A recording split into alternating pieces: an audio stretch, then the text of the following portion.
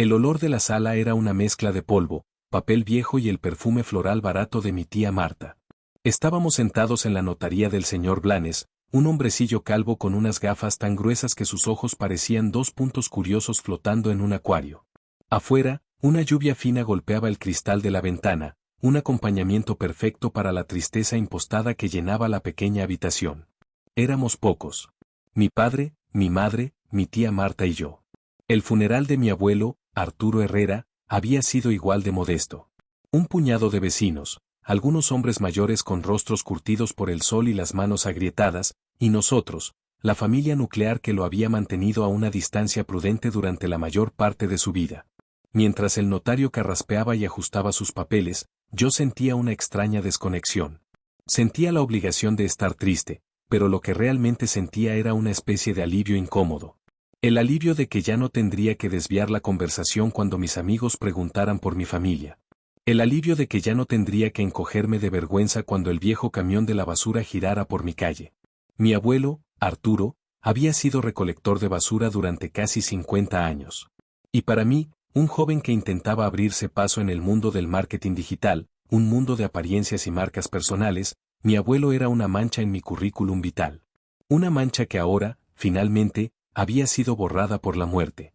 El señor Blanes comenzó a leer el testamento con una voz monótona. Yo apenas escuchaba.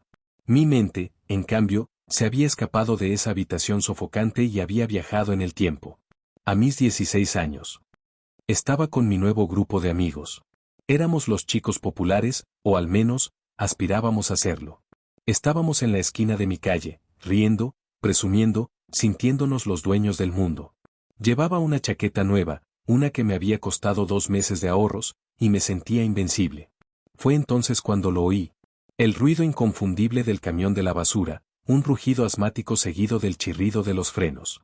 Mi corazón dio un vuelco. Recé para que pasaran de largo, para que se saltaran nuestra calle ese día. Pero no. El camión se detuvo justo frente a nosotros. Y de la parte trasera, saltó un hombre con un uniforme naranja descolorido, cubierto de sudor y suciedad. Era mi abuelo. Me miró. Nuestros ojos se cruzaron por una fracción de segundo. Vi en su rostro una chispa de reconocimiento, el inicio de una sonrisa. Pero yo actué más rápido. Me giré bruscamente, dándole la espalda, y le solté una carcajada forzada a algo que acababa de decir mi amigo Carlos. «Mira a ese pobre diablo», dijo Carlos, con una mueca de asco. «Imagínate oler a basura todo el día por un sueldo miserable. ¡Qué vida deprimente!». Y yo, en lugar de defenderlo, en lugar de decir ese hombre es mi abuelo y es la persona más honesta que conozco, me reí. Una risa hueca y traicionera que se unió a la de los demás. «Totalmente», dije. «Hay que estar muy desesperado». Me atreví a mirar de reojo. Mi abuelo ya no me miraba. Tenía la cabeza gacha, levantando las bolsas de basura con una lentitud que no era habitual en él.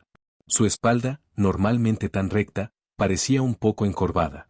No vi rabia en su rostro. Vi algo mucho peor. Vi una herida.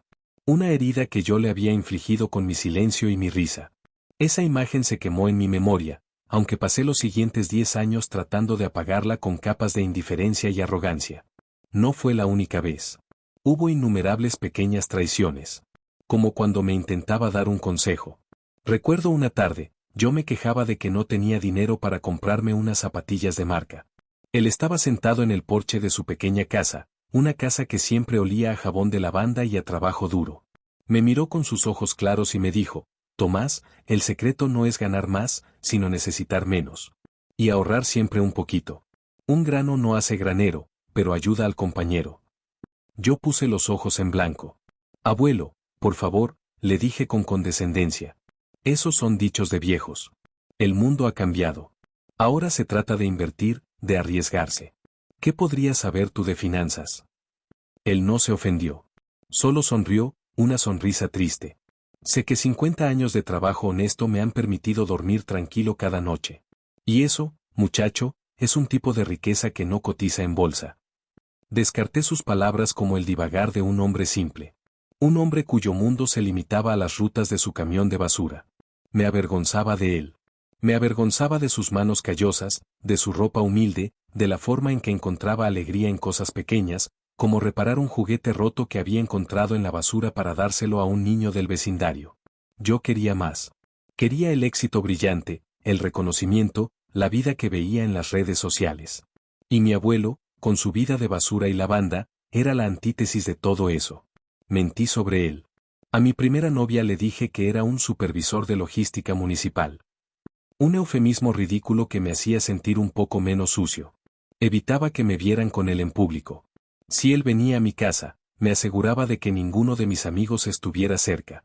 Lo convertí en mi secreto vergonzoso. El abuelo al que amaba en la seguridad de la infancia se había convertido en el pariente que escondía en la vanidad de mi juventud. Y los bienes inmuebles, la voz del notario me trajo de vuelta a la sala polvorienta. Parpadeé. Mi tía Marta estaba inclinada hacia adelante, con la boca abierta. Mi padre se había quitado las gafas y se frotaba los ojos, como si no pudiera creer lo que oía. Disculpe, dijo mi padre. ¿Ha dicho, bienes inmuebles, en plural? El señor Blanes asintió, visiblemente disfrutando del efecto dramático. Correcto. El señor Herrera era propietario de 3 propiedades además de su residencia principal. Un apartamento en la zona centro, actualmente alquilado. Un local comercial en la calle Mayor. Y una pequeña casa de campo a las afueras de la ciudad. El silencio en la sala fue total. Miré a mis padres. Sus rostros eran un poema de incredulidad.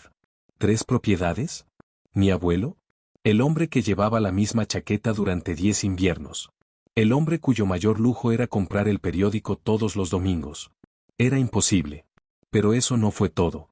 El notario continuó, su voz ahora un poco más fuerte. En cuanto a los activos financieros, el señor Herrera poseía una cartera de acciones diversificada con un valor actual de, hizo una pausa, mirando el papel por encima de sus gafas, 782.453 euros. Si antes había silencio, ahora era un vacío. 782.000 euros. La cifra rebotó en mi cerebro, sin encontrar un lugar donde asentarse. Era una cantidad de dinero que no podía asociar con mi abuelo. Era como intentar imaginar a un pájaro llevando un yunque. No cuadraba. Mi tía Marta soltó un sonido ahogado. Pero, ¿cómo?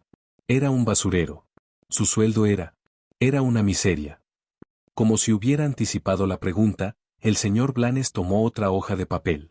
El señor Herrera dejó una carta personal para ser leída en este momento, que creo que aclarará algunas cosas. Carraspeó y comenzó a leer.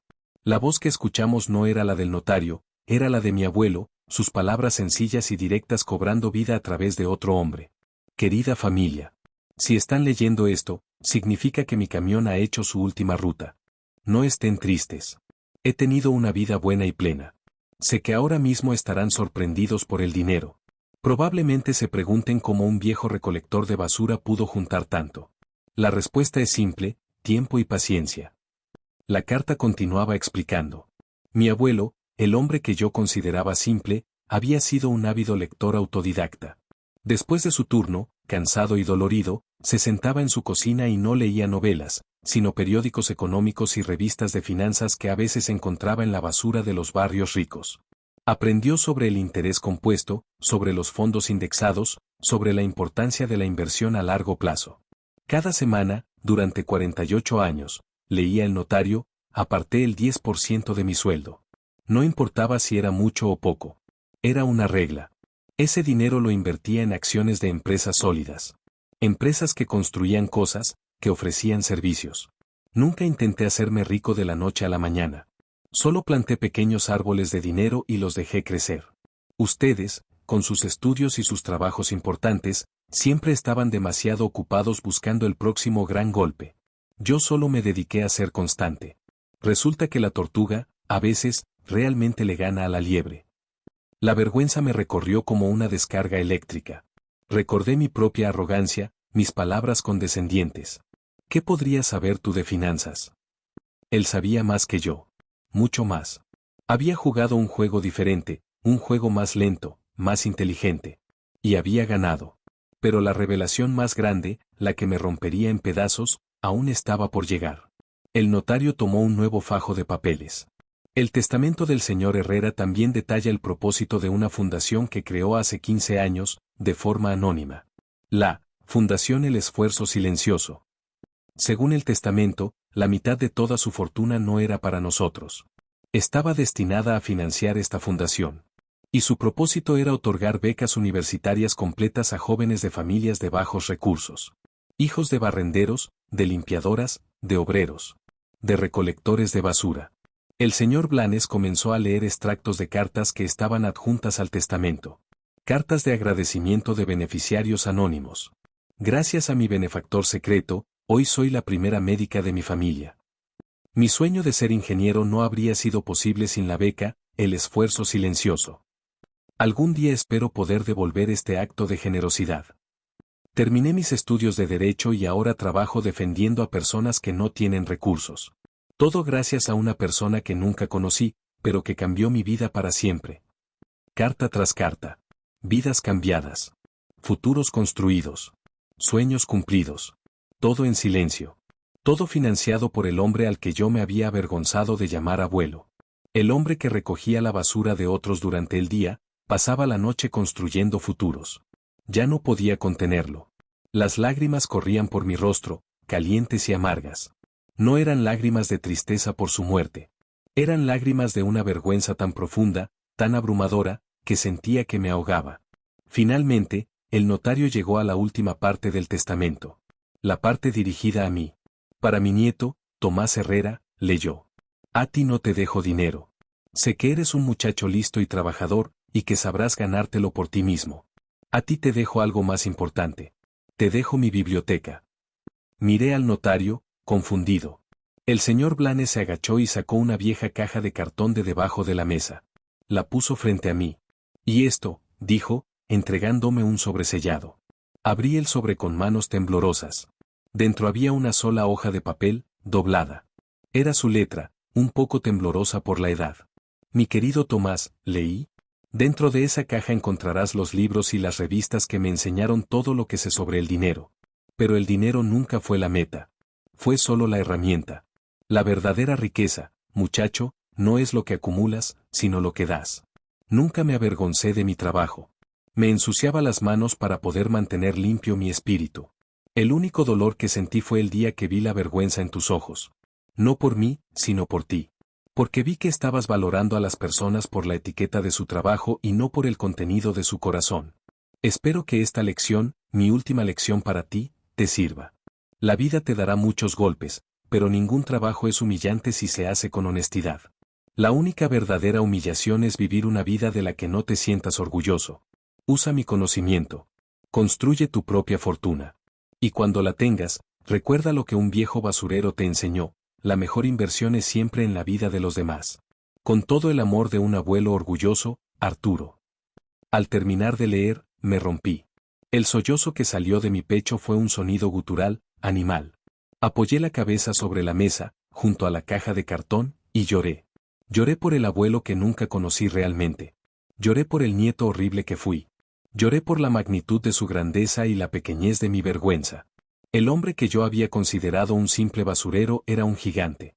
Un héroe silencioso. Un rey disfrazado con un uniforme naranja. Y yo había sido el tonto. Ha pasado un año. No toqué un céntimo de la herencia familiar, que mis padres y mi tía se repartieron con una mezcla de culpa y avidez. Mi herencia fue esa caja de cartón. Pasé meses leyendo cada libro, cada revista, cada apunte que mi abuelo había hecho en los márgenes. Seguí su consejo. Con mi propio trabajo, empecé a ahorrar y a invertir, usando su método paciente y disciplinado. Pero mi objetivo era diferente. No quería ser rico. Quería ser digno de su legado. Hoy, dirijo la Fundación Arturo Herrera. Usamos sus principios de inversión para hacer crecer el fondo y poder dar aún más becas. He conocido a los jóvenes a los que ayudamos. He visto la esperanza en sus ojos. Y en cada uno de ellos, veo un reflejo de mi abuelo. He contado su historia, mi historia, muchas veces. A los becarios, a los donantes, a cualquiera que quiera escuchar. Lo hago para mantener viva su memoria, pero también como un acto de penitencia personal. Mi abuelo me enseñó que el valor de un hombre no se mide por el uniforme que lleva puesto, sino por la huella que deja en el mundo. Él, con sus manos sucias, dejó una huella limpia y profunda. Yo, con mis manos limpias, había vivido una vida sucia de orgullo y vergüenza. Ahora, paso cada día tratando de limpiar mi propio espíritu, esperando, donde quiera que esté, que el nieto en el que me he convertido finalmente lo haga sentir orgulloso.